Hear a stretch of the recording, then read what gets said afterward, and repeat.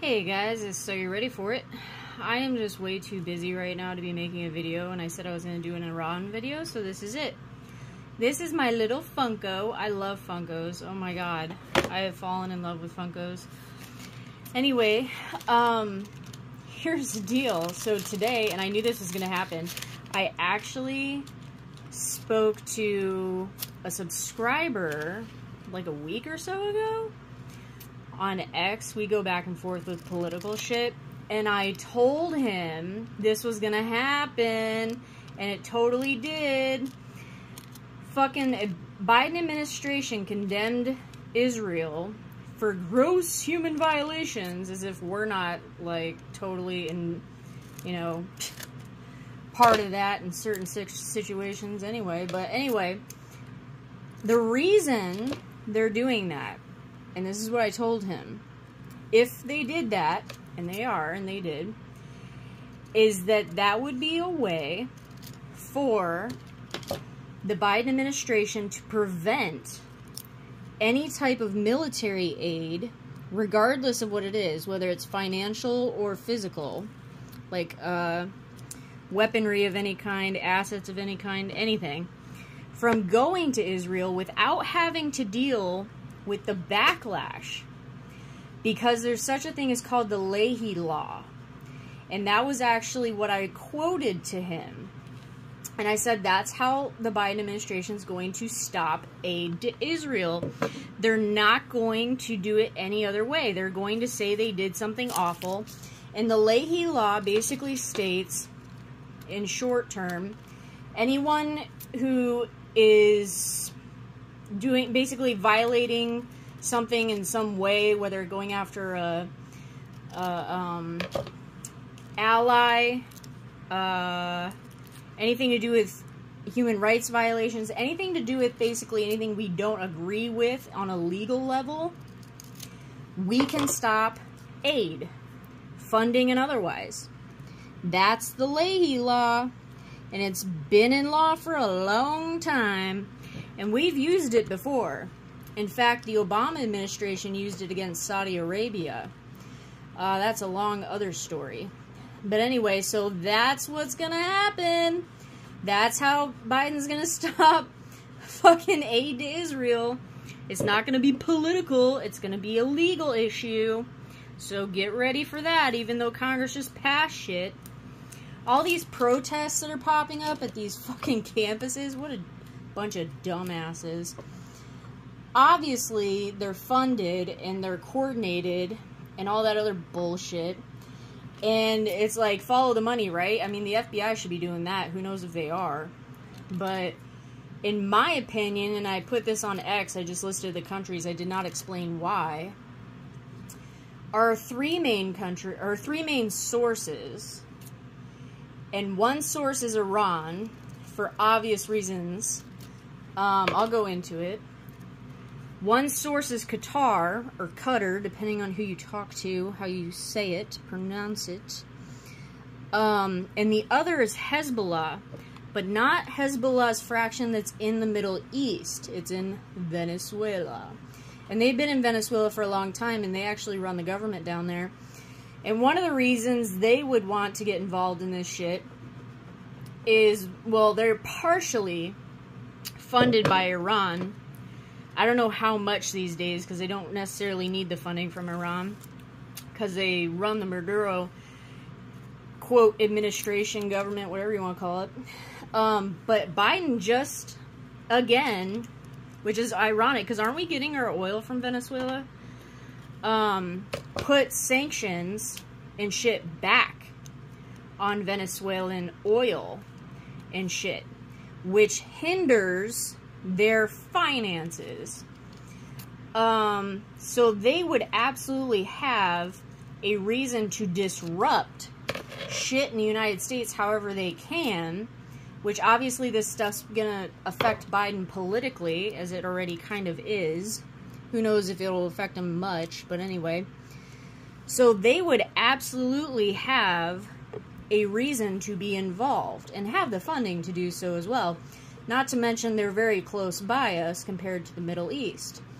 Iran, on the other hand, good times. we've given them like $100 billion under this administration under different means. And it's shocking.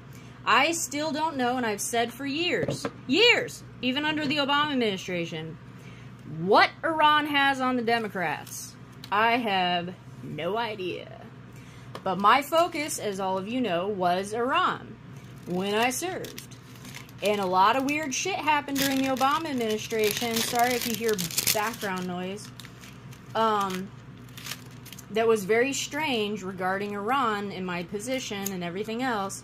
Because the whole purpose of my position, just to give you an idea if you haven't followed me, or I haven't really specifically said over the years, my security clearances are no longer good. So it's not like anybody's per se watching me.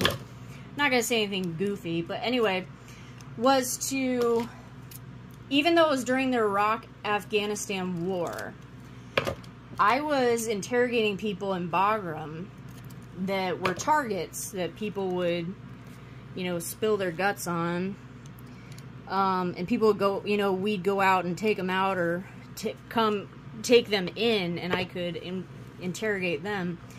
But beside the point, the whole purpose of what I happened to be doing, most of it, had to do with Iran in the sense that following their nuclear program for one, but a major one was the connections, the stuff that's happening right fucking now, which is why it's so interesting for me to how this shit's playing out before my eyes. Because all the different terrorist groups and militias that Iran funds and politically deals with, actually, on a domestic level too, is what I was basically tracking, okay? So, and it went everywhere. It went from Pakistan, India, Saudi Arabia, Libya, Syria, Lebanon, parts of Africa. Then it started going into Venezuela, South American areas, Chile, and beyond that, I'll just pause there. So it was basically a terrorist network, what I've always called with you guys a mob, is what the Iranians are, because they pay people to do their dirty work, whether it be physically through force or politically like they did in Venezuela. Because Hezbollah had a lot to do with everything that happened and is happening in Venezuela, and they don't talk about that, and I don't know why. You'll see it pop up every now and then, but it doesn't really pop up much. It's an interesting network, to say the least, that Iran has its hands in. Now, none of these groups, none of them, completely rely on Iran. None of them. They can't, for one, because Iran was broke for a while. But they're their own groups. That's the thing.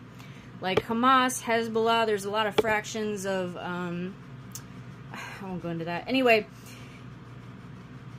the point is, they have their own worlds, okay? All these little terrorist networks that are in Iraq and Afghanistan, add those to the list, obviously, because that's where we were, and they still are. ISIS started to pop up when I was serving. They weren't called ISIS at the time. It was actually, there was a term for it that I won't go into, but it was basically known as an unknown group, okay, that was forming. Then I left, and then Obama called it JV, and then they exploded, and here we are today. So anyway, the point is they all have their own other ways of funding, whether it be trafficking weapons, drugs, trafficking people, doing dirty work for other people, for other groups. They don't all necessarily get along, but they will work with each other. Iran has gotten a lot more bold in the recent years with their IRGC, which is their pathetic little military, because usually the IRGC only really patrols the waters and inside Iran. They may venture out occasionally, but not much. And they are venturing out now. And they were in they are still in Syria for sure. But as confirmation for that is when Israel took out some IRGC leadership, obviously, which is what pissed off Iran, and Iran had to retaliate. They didn't really, quote-unquote, have a choice, but they had to retaliate somehow against Israel. Now, how they retaliated was rather entertaining and very telling, because when they shot off those ballistic missiles, it was reported that at least a quarter of them, if not more, did not make it to their destination for reasons of failure. Some actually exploded as they were launched. Some exploded before it even left Iran's airspace. Some never made it off the pad. So that says, and that's telling. That is very important information the world now knows. Because the thing is during the JCPOA, which was the nuclear deal that Trump walked away from, which never should have been in existence anyway, because it had a sunset and it was just the most ridiculous deal on the planet. When they negotiated that deal, their ballistic missiles program was on the chopping block, and Iran was able to ditch it and not have it part of the JCPOA. And that was absolutely retarded, because how do you move a nuke? You put it on a missile. And so we basically were like, oh, you know, we'll check on your shit. We'll give you 24 to 48 hour notice before we check on your facilities. And we'll only check on the facilities you'll allow us to look at. And by the way, you can continue to keep working on your ballistic missiles program so that when you do get a nuke, you're able to then execute it and, you know, shoot it off to whoever it is you want to shoot it to. So that was the most retarded agreement ever, and it sunsetted anyway. It would have sunsetted, I think, in 2022. Maybe that might be wrong. Regardless, it sunsetted. It would have had to have been renegotiated and all this other bullshit for it to even exist. And as far as I'm concerned, Iran has the ability, uranium-wise, to create a nuclear weapon. I absolutely believe that. I believe that they were close to it, very close to it, when I was serving. But they've always never had the mode of transportation, a ballistic missile capable of carrying it. And when they shot that shit off at Israel, they proved to the world, if I'm right, and they have nuclear capability, we are still too retarded to have a quality ballistic missiles program. And that's not good for them, because that says a whole hell of a lot to the rest of the world. And on top of it, they would absolutely want to make sure that that shit would work, because they probably don't want it blowing up in their airspace or on their launch pads. So that alone, literally that alone, where the fuck is my pen? Was absolutely 100% extremely important information for the world to have known that those missiles failed as badly as they did. It's crazy. I can't believe that became the case. So, but the response that they had to Israel was going to be a failed response, and everybody should have known that. What was interesting but not surprising, everybody's like, oh, well, Jordan responded and Saudi Arabia responded. They had to respond, you retards, because the shit went into their airspace. So, of course, they shot down the missiles and drones and shit that were in their airspace. It's not like they were going to allow it just to go through, because God knows could have exploded on their facilities or whatever else, you know? So they didn't, quote-unquote, help us, per se. They protected themselves. So we took down what we did. Jordan took down what they did to protect themselves. Saudi Arabia did the same shit. So it's not like they helped us, which is so amusing to hear people say that. That they're like, oh, our allies helped us, you know, prevent this attack on Israel. It's like, what the fuck? What are you guys smoking? But anyway, so this whole situation is very interesting.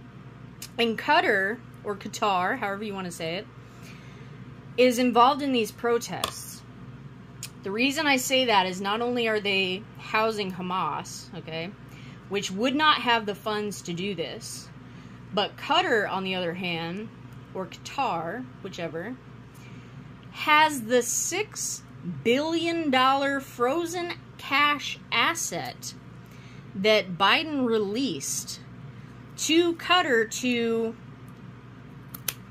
oversee, for lack of a better term, that was supposed to go to Iran, sitting in a frozen bank account in their country. So it's very possible Iran hasn't seen that money yet, and or, okay, Iran was like, keep it. Blow up the United States of America's political fucking system. Go for it. Let's blow it apart. Fuck it. Keep the $6 billion. We just got $90 billion for a bunch of bullshit, and we just got a bunch of billions for releasing hostages too. So while you're at it, so let's corrupt the retarded education system that's already corrupt and has been corrupted for like 2 decades now from the Democrats, teaching these children shit that they fucking believe now that is so inaccurate. I mean, it's not even, it's not funny, and it's pretty pathetic, actually, what the kids, and I say that actually intentionally, kids, I don't care if you're 20 or 25, if you're fucking walking around these campuses right now, you're an idiot. And not everybody's getting paid, let me tell you that right now. So it's not like everybody's getting a paycheck like some of the shit was happening during BLM riots and stuff.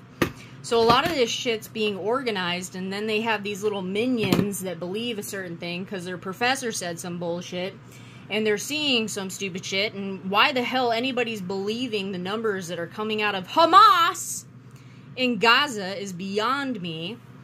So Qatar could easily help fund what is happening here in the United States. So my guess is Venezuela and Hezbollah, that is sitting, Hezbollah that's in Venezuela, Qatar, whatever, and Iran are helping fund all these little protest bullshit that's going around this country right now and exploding with these rich kids, by the way. And aren't these people's loans being paid off too on top of it? What the fuck is happening? Anyway, that's most of what I had to say for an Iran video. If there's something I missed, let me know. Comment below. This is Are You Ready For It? Take care, guys. Have a great day.